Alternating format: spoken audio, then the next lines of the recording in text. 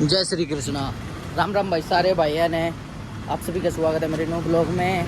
पिछला पार्ट तो चल गया हुआ अपने अनित भाई का, तो ही हम चल रहे हैं भाई ब्रह्म सरोवर कुंड में। पहले नहाएंगे, फिर उसके बाद आपको दर्शन कराता हूँ कुरुक्षेत्र के। आपको कुरुक्षेत्र के बारे में बताता हूँ, इसको युद्ध भूमि भी कहा जाता है। आप बने रहना बस ब्लॉग में, आगे मिलता हूँ। ये वहाँ पे है ब्रह्म सरोवर का गेट, वो रहा, आपको दिख रहा होगा। अरे यहाँ पे पीछे मेन बाजार है, पीछे की तरफ। आप सब भाई बने रहो ब्लॉग में, पूरा करते दर्शन ऐसे करा देंगे। मन तो हो रहा है मेरा युद्ध ना हो जाए कदे यार किसी गिले होना रहा गर्मी के चक्कर में भाई। अरे वाली बात है, महाभारत में ना हो ऐसा रोड़ा कर जाएंगे भाई। उड़े भी चल लेंगे, टेंशन के लिए सारी जगह घूमांगे आराम आराम से। सरोवर का कुंड भाई, और वहाँ पे मंदिर है भाई। मंदिर में भी दर्शन करने जाएंगे, पहले एक बार स्नान कर ले फिर मंदिर में दर्शन करेंगे भाई। कति व्यू बड़ो रहा, कति एक नंबर का महादेव जी का मंदिर है। करेंगे दर्शन भाई, पहले तो एक बार नहा धो ले। ये साधु संता के वो है, देखो सारे चित्र बन रहे हैं, वह सारे किस तरह कुरुक्षेत्र में कैसे कैसे युद्ध हुआ था देख लो, और सब कुछ लिखा भी हुआ है। लिख रहा है नहीं लिख रहा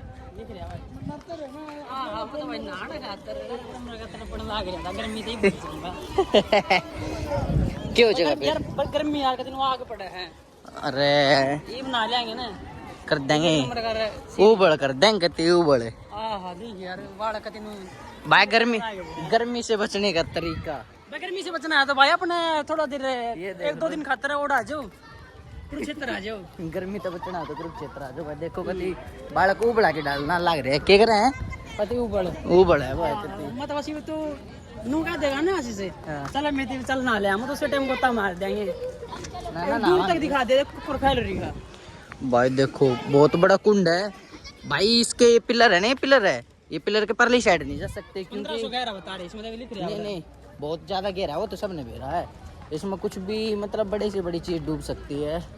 ये देखो जी, श्री कृष्ण जी अर्जुन कुरुक्षेत्र में कुरुग्रंथ युद्ध, ये रे सारे पांडव भाई। पांडवों का कामयक वन प्रस्थान वन में जब वो 12-13 साल थे वैसे तो, पर उन्होंने 12 साल वो वास करा, फिर 13वां साल उनका अज्ञातवास का है ना। बता देगा कौन कौन सा पांडव कौन सा है। हाँ हाँ, इन्हें मतलब बता इब्बे सामने तो चेहरा दिखा के, चार दिखा के, हाँ चेहरा दिखा के पहचान लूंगा। ना आप सबने बताओगा, थोड़ा मैं बताऊंगा अपने चेहरा सबका नाम बताओगे एक एक का। ठीक है भाई, अब बने रहो ब्लॉग में, बने रहो। कति एक नंबर का ब्लॉग होने वाला है, होने वाला है नहीं होने वाला, एक नंबर का पूरी इन्फॉर्मेशन है भाई, पूरी इन्फॉर्मेशन दे भाई आवे दे भाई। ये मैं आपने दिखाऊं, ये देखो ध्यान आज आपने बताऊं। देखो ये अर्जुन तय श्री कृष्ण जी ने दर्शन दिए थे अपने विकट रूप के, कति बड़े वाले रूप के, कहते मैं ये हूँ पार्थ, ठीक है। और ये देखो जब पितामह भीष्म अर्जुन के ऊपर हावी पड़ रहे थे, जब कृष्ण जी ने एक टायर का चक्कर उठा के मतलब पहिया उठा के उन्होंने ये बोला था कि गंगा पुत्र भीष्म मेरे वचन को मेरा निर्बलता मत समझो, कि मैंने शस्त्र ना उठाने की प्रतिज्ञा करी है ना, उसको है ना ये मत मानो कि मैं उठा नहीं पाऊंगा शस्त्र, उनको निभाना भी आता था। ये हो रहा था महाभारत युद्ध के तीसरे दिन में, वो तो लिख रहे हैं ना भाई, लिख रहे हैं ना भाई उसमें तन्ना बड़ा बेटा महाभारत बैटल इसकी शक्ल देख ले, पांडव कौरवा की साइड था पितामह भीष्म। पांडव दिख रहे हैं, बताइए देख इसमें देख महाभारत बैटल, पहले सुन देख, भीष्म द्वार पांडव सेना को भारी, ठीक है भारी पड़े थे उनकी सेना पे। फिर इस मारे श्री कृष्ण जी ने अर्जुन को दिखाने के लिए कि अब तुम चला सकते हो पितामह भीष्म पे तीर। ये देखो फिर उनकी छाती में तीर मतलब बाणों की सैया पे लिटा दिया था उनको। अब बस बने रहो। ये पांडव भाई, अब आपको सबको बताता हूँ पांडव कौन से है कौन से नहीं। ये देखो भाई, ये श्री कृष्ण जी, अब नू थोड़ी देखो, वो श्री कृष्ण जी है पहले वाले। अच्छा, ये साइड वाले अर्जुन है, क्योंकि उन्होंने कर दिया था, वो मार के तीर मार के पानी निकाला था जो, ठीक है। ये सामने वाले युधिष्ठिर है, उसके पीछे वाले भीम है, साइड वाले नकुल है, साइड उसके सहदेव है, फिर वो साइड वाले सारे कौरव, आचार्य, द्रोण, कर्ण वगैरह सारे यहीं पे है भाई। आप देख सकते हो पितामह भीष्म के बारे में,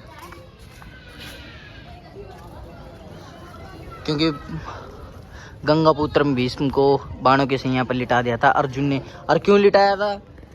क्योंकि उसके सामने सिकंदनी आ गई थी। जब तक सिकंदनी को ये वचन दे रखा था, जब तक तुम मेरे सामने रहोगे ना, सामने रहोगी, तो मैं अपने शस्त्र नहीं उठाऊंगा। तो उनको ये वचन दे दिया था, और वो वचन के लिए ही जाने जाते थे, क्योंकि उन्होंने वचन ये लिया था स्टार्टिंग में ही कि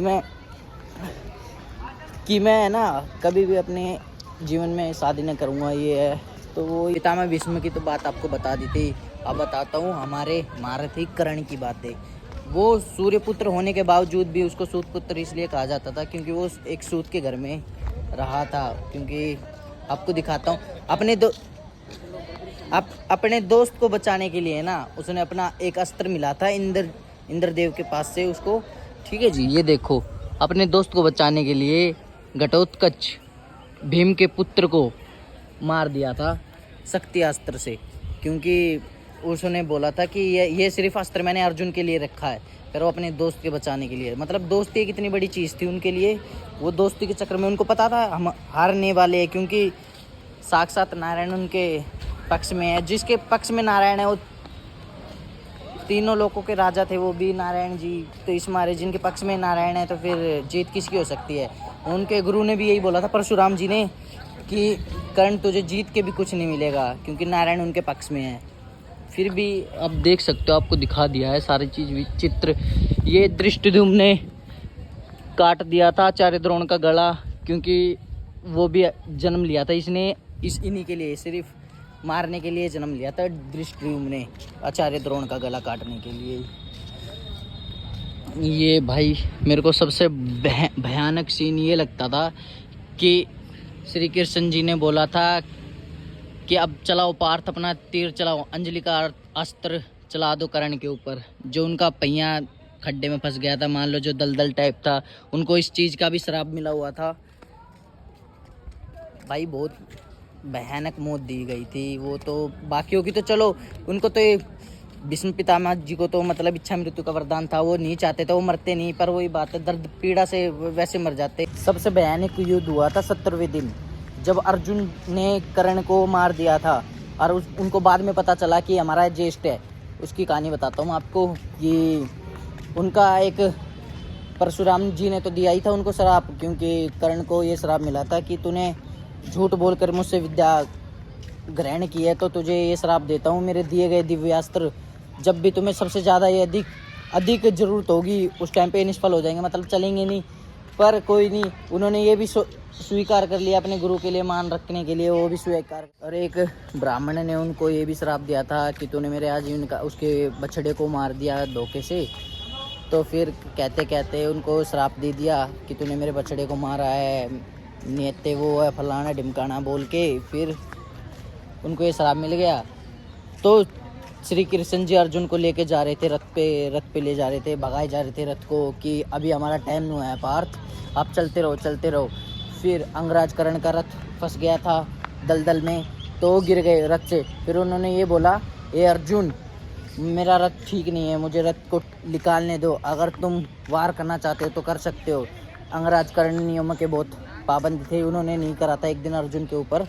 फिर उन्होंने 70वें दिन जब महायुद्ध हुआ, उन्होंने टायर निकालते ही जो अपना चक्र निकाल रहे थे ना, टायर बोलते हैं हमारे में, चक्र निकाल रहे थे, तो उस हिसाब से ही उनको अंजलि का अस्त्र से धराशायी कर दिया, उनको मार दिया। इसलिए वहीं पे फिर उनको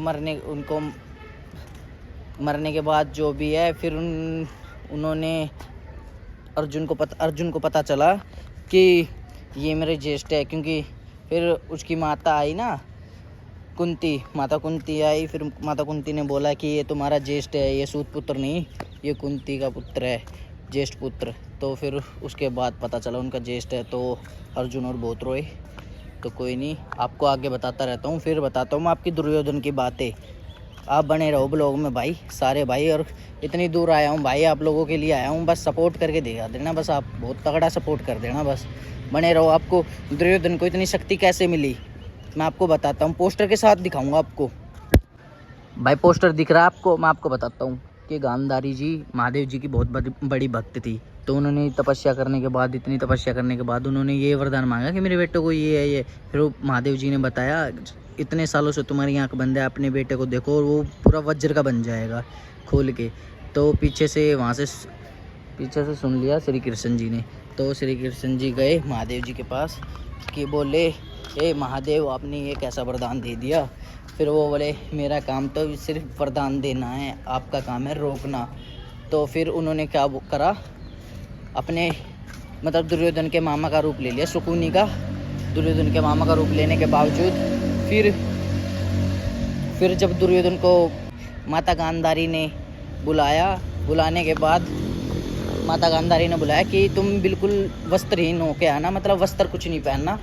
तो फिर श्री कृष्ण जी ने जो मामा शकुनी का रूप ले रखा था, भेष बदल लिया था मामा शकुनी का रूप, तो फिर उनको बोला कि तुम भांजे ऐसे जाओगे तो कुछ पहन के जाओ। तो उसको केले के पत्ते लपेट देता है, मतलब इतनी साइज़ पे देखो आप, ये देखो केले के पत्ते लपेट रखे। और श्री कृष्ण जी पीछे दिख रहे हैं, ये माता गांधारी कि केले के पत्ते लपेट लो।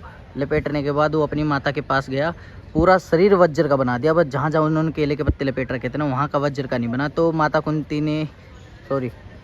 गांधारी ने ये बोला कि ये मैंने दुर्योधन ये क्या किया तुमने, मैंने तुम्हें पूरे वस्त्र निकाल के बुलाया था और तुम मेरे पास ये केले के पत्ते मतलब वस्त्र डाल के आ गए, इसलिए उनका वो शरीर वज्र का नहीं बना था। भाई आगे बनते रहो। फिर भीम जी ने उनकी जंगा तोड़ी थी, अपनी प्रतिज्ञा पूरी की थी। भीम जी ने जंगा तोड़ने के बाद ये देखो जंगा पे देखो, आपको दिख भी रहा होगा, जंगा तोड़ी थी। और इसके श्लोक भी लिखे हुए हैं, आप सब पढ़ लो। मल्ल युद्ध हुआ था, मतलब गदा युद्ध से सब देख रहे थे भाई सारे। बलराम जी भी देखने आए थे, श्री कृष्ण जी भी देखने आए थे। जब उन्होंने तोड़ दिया तो सब कुछ होने के बावजूद फिर अश्वत्थामा की कहानी भाई। अश्वत्थामा ने उत्तरा की गर्भ पे अपना ब्रह्मास्त्र छोड़ दिया था, उसको भी श्री कृष्ण जी ने बचा। भाई बहुत लंबा ब्लॉग खिंच जाता है, इसलिए मैं आपको सेकंड पार्ट में दिखाऊंगा। आप इसको है ना पहले ब्लॉग को है ना प्यार दिखा देना भाई, बहुत सपोर्ट दिखाना भाई आप लोगों के लिए। गुड़गांव से इतनी दूर आया हूँ कुरुक्षेत्र में, आप नेक्स्ट पार्ट जरूर देखना भाई। और इस चैनल को सब्सक्राइब जरूर कर लेना, बैक टू बैक ब्लॉग आ लग रहे हैं भाई, आप सब है ना प्यार दिखाते रहना ब्लॉग को।